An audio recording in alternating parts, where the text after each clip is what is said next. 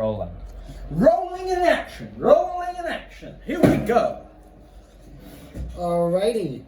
Hey guys, my name's Charlie Wackley. I'm a Scientologist. I'm joined by Scott Milton, and I'm a Scientologist. And today we're going to be talking about the basics of organizing. Wow, that was smooth.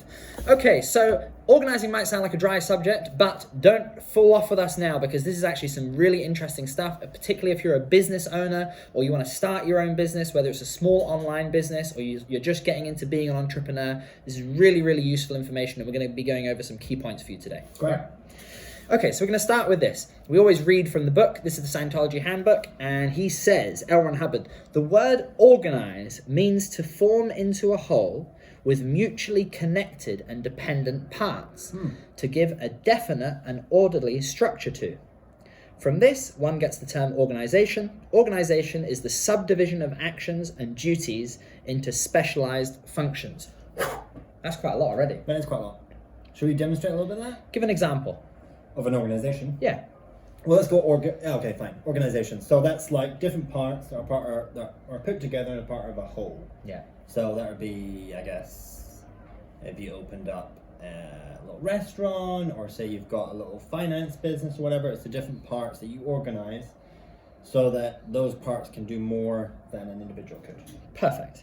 He goes on to say, this is really interesting. So one of the things that I've run into a lot, and maybe some of you have, is that when you're very passionate about something, you're working very hard at something, you can tend to take on a lot of the workload and the jobs yourself. And I've seen actually a lot of successful people, successful entrepreneurs, go through this kind of painful cycle where you end up taking on all of the work. Yeah, you end up with a lot of responsibility. You end up with people around you who don't have a lot of responsibility. Yeah, and through lack of patience, or maybe like you see they're not quite doing the job right, you end up taking on too many functions yourself and not delegating. Yeah. So he describes this here. He says, there's a difference between directing and doing, which some people have trouble separating apart. Right. A person in charge of an activity is sometimes found deficient in organizational understanding, and so tries to do all the actions himself. This, if done to excess, meaning if done too much, effectively can break up a group and render it, meaning make it, useless, since all members but one have no function, having been robbed by this one-man monopoly on action. Let's give an example there. So, like, if you were, let's say you're the head chef of a restaurant, Mm-hmm. and so you have like a very high exacting standard. Now, at the same time, if you're doing 120 covers in a night, there's no way that you can serve all those people yourself. Impossible.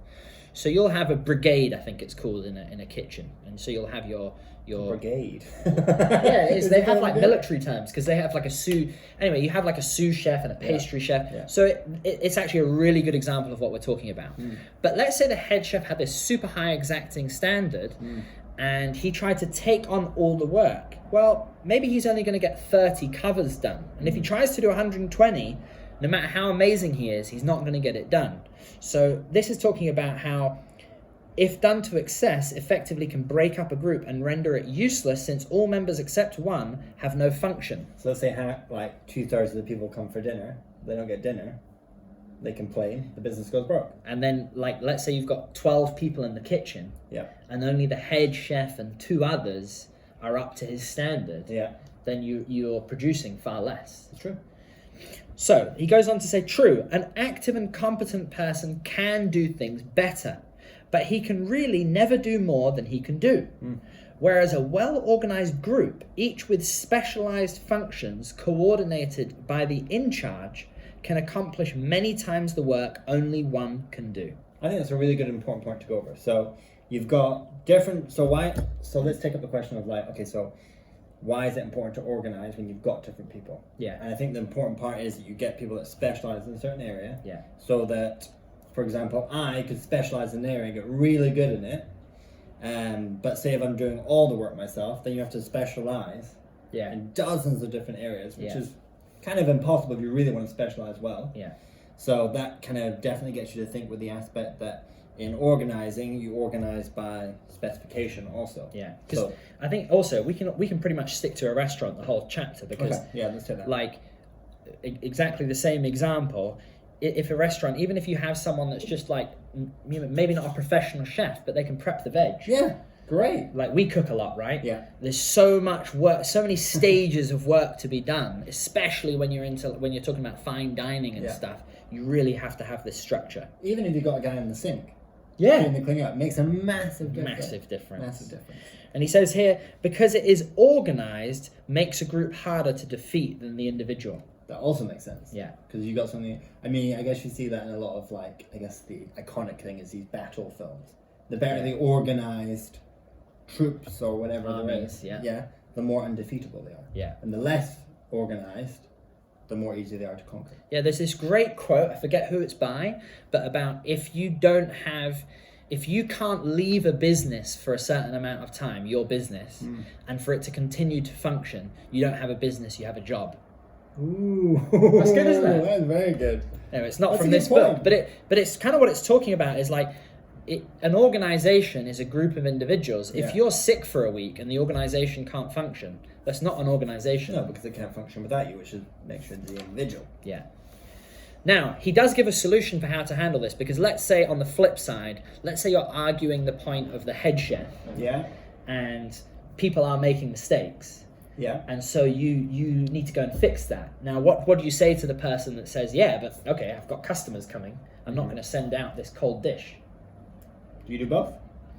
Well, he answers it here, yeah, in a way, yes. He says the correct action when faced by urgent necessity arising from incompetence of a group or other causes. So again, just to make sure you understand that, if there's some incompetence or someone messes up, let's say someone undercooks the steak, someone doesn't cook the veg properly, etc. If there's a urgent necessity arising from incompetence, there's two things that you have to do. 1, handle it.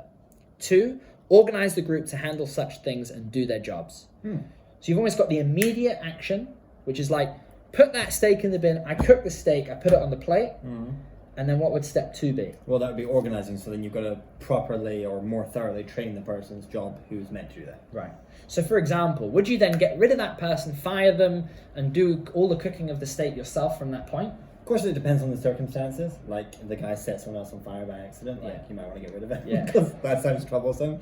But let's say you've got the guy and he's just not quite cutting it. Yeah. Then, but he's, has some worth. Yeah. Then invest a little bit more, correct him, train him a little bit better.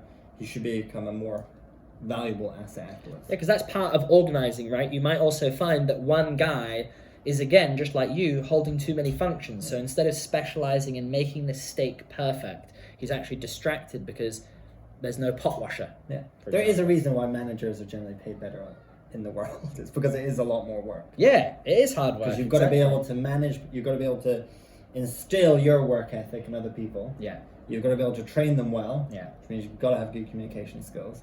And you've got to be able to do that kind of like handle the immediate things that are flaring up, but you've also then got to cut it back straight away afterwards so that you don't run into the same situation.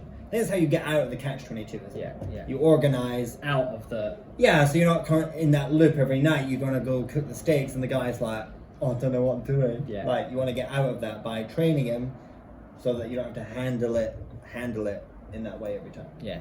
So I think that is the first point, is that what we're talking about in organization is systemizing your business, your online business, whatever it is, your restaurant, systemizing it, and then being able to break away from just you doing all the work and how you do that. Okay. So now he starts to give an example here, Scott, and you have some tools to demonstrate. I've brought some cutlery. So again, going back to the basic of organization, now how do you do that? What is an example of how do you go from disorganization to organization? Well, demonstrate. How would you go from there? Yeah. Do you want to explain it first? Well, sure. Okay, well, I can go for it.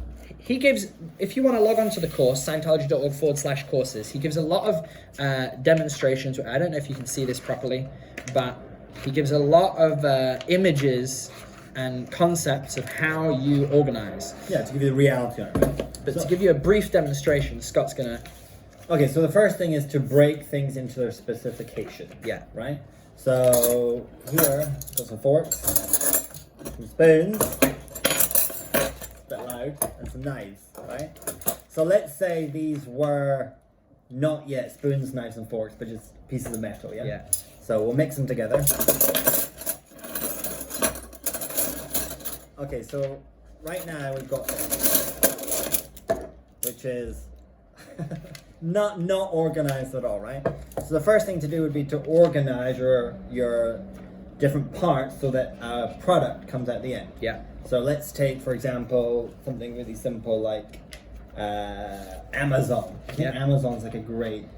They have these massive warehouses with all these products, and then they have like a production line. Yeah. So they have the guy that goes and collects off the shelf. The picker. Yeah, the picker. Then they have the guy that packages it. Then they have the guy that sends it. Then they have the guy that's there afterwards to handle any complaints about packaging. Blah blah. I'm sure they've got hundreds of these different bits because it's a massive company. Yeah. So I'll have all these little bits. So the first thing is to organize, I guess, what are the different parts By product. But yeah, the different parts, the smaller products involved in your product. Yeah. Yeah. So that would be like for this, for example, say we're gonna eat dinner.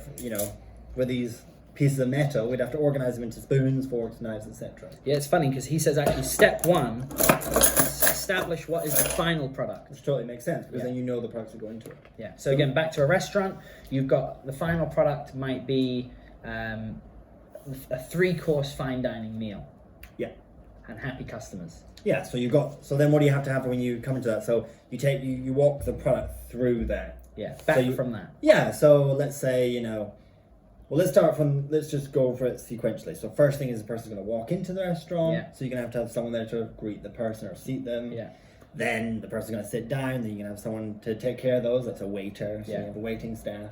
And then you've got the person who takes the orders, which is again the waiter. Then it goes to the kitchen. Then you've got to, in the food itself, then you've got to break it down more than that. Yeah. Because it's not one guy making all the meal. Yeah. So you break it down to your different parts, your sous chef, your meat chef, or whatever. Yeah. And then you've got the waiter comes back in again, grabs it, gives it to you. And then you've got a manager that oversees it and makes sure that everyone's happy. So there's lots of different parts there. Yeah. But the key thing I think is that you would break it into these different sections and then you would know who runs which juniors, who It runs is a which classification. section. It's a classification because if you've got, say you've got the part where you can see where things are getting jammed, then you know that you can go to a certain place and handle that jam. Yeah. If it's all everyone's doing everything, then there's no responsibility and it gets a bit like, well, how do I actually know where the problem is, number one? How do I change it? Because it could be everyone that you've got to change. Totally. So in here, he has, it's hard to go through all of these, but he's got steps. How many steps has he got here? By the way, all that you're seeing here, all that we're seeing here, all the different demonstrations and all the different text on this is on our online courses, which are free, which is on Scientology.org/courses. Boom. And then this one's organizing. Yeah. So he's got basically 12 steps here of how you go in any business. You break down these different functions and units within the business, how many managers you need, how many people you need in each section. It's all broken down here so that you can organize the thing. There is a math to it also, which it goes over, so it is good to get that information. Yeah. And then to end today, we're going to leave you with this quote. So he says, if you organize well and efficiently, you will have good morale. You will also have improved conditions. Wherever morale is bad, organize. A careful survey of people shows that their basic protests are against lack of organization. It doesn't run right is the reason they protest things. Right. Applying the organizing technology can smooth over these protests, bringing about increased production and thus better morale. Makes sense. Good, huh? Great. Hope you guys enjoyed. Comment below your feedback. And of course, subscribe to the channel. Thanks, Scott. Thank you.